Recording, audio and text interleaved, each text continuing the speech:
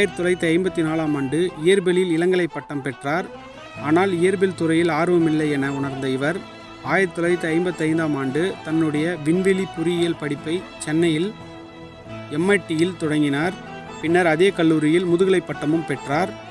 1960ஆம் ஆண்டு வானூர்தி அபிவிருத்தி அமைத்தல் பிரிவில் DRDO விஞ்ஞானியாக தன்னுடைய ஆராய்ச்சி வாழ்க்கையை தொடங்கிய அப்துல் கலாம் ஒரு சிறிய ஹெலிகாப்டரை இந்திய இராணுவத்திற்காக வடிவமைத்து கொடுத்தார்.